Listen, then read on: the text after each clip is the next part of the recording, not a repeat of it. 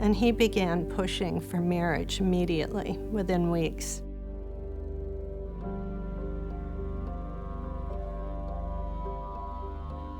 He had two sides to him.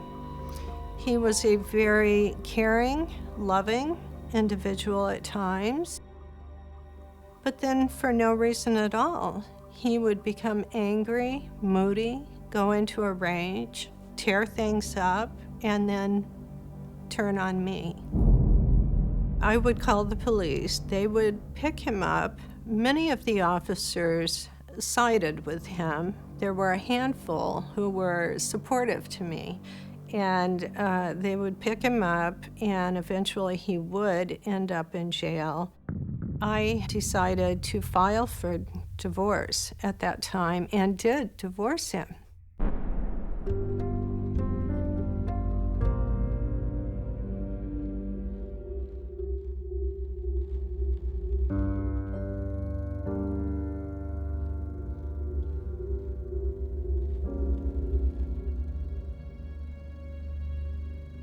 My daughter and I were asleep upstairs in my bedroom. She slept with me that night. I awoke to the sound of shattering glass and instantly knew that it was dawn breaking into the home.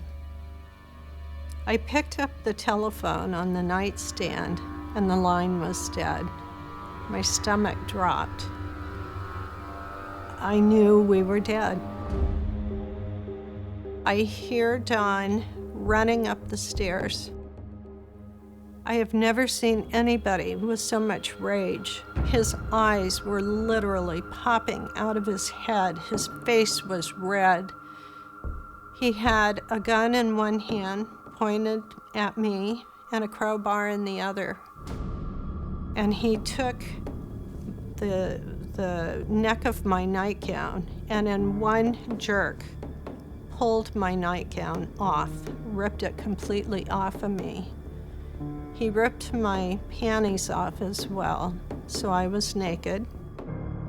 He began beating me, kicking me, punching me. He had on boots, and he was kicking me in my ribs. He was just enraged. He then told me that my other daughter, 7 years old, was dead, and that my parents were dead. He had already killed them.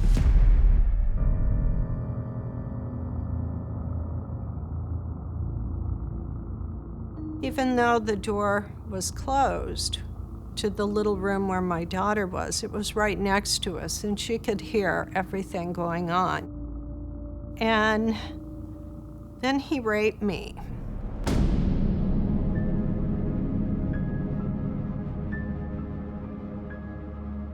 He pulled the trigger and it clicked. He broke my teeth when he put the gun into my mouth. I knew he had killed my daughter and my parents. I knew he had nothing to lose. So I began fighting him and telling him to go ahead and kill me and get it over with, but get it done because I couldn't take anymore. He began crying.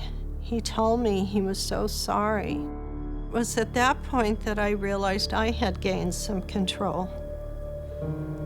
He backed off a little bit, and I told him that we could get back together, that he could take my car and leave, and I would wire him money and meet with him later, and we could be a family again.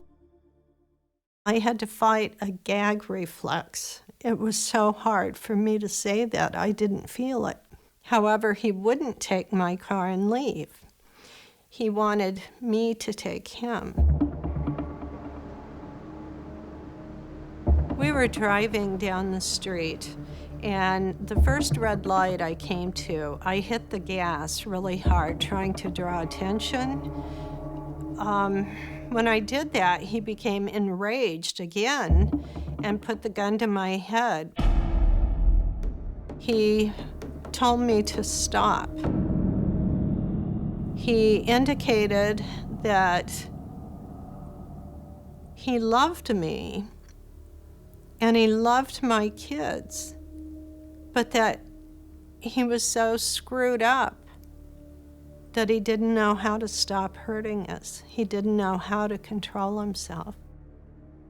He hugged me.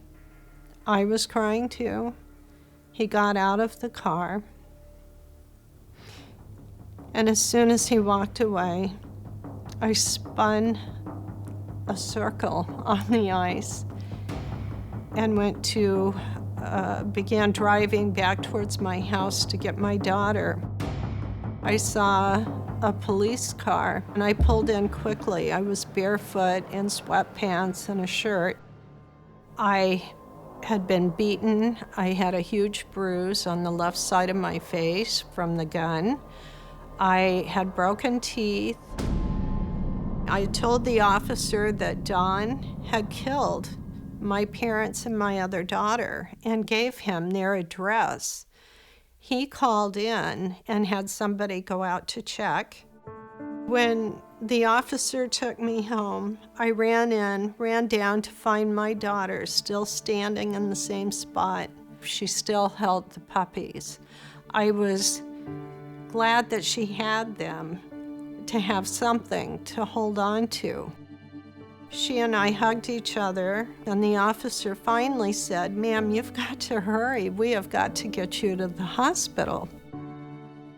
When my daughter and I arrived at the hospital, they herded me through to another room and took my daughter from me. I turned around and saw my parents and my other daughter. They were alive.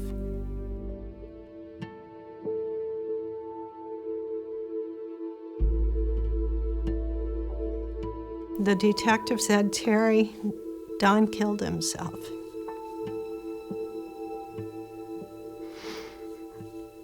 I'm sorry.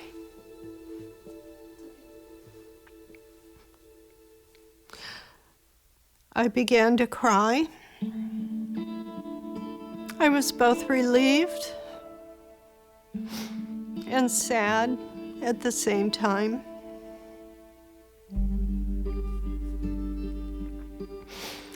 My parents and my daughters came home, and I embraced all of them.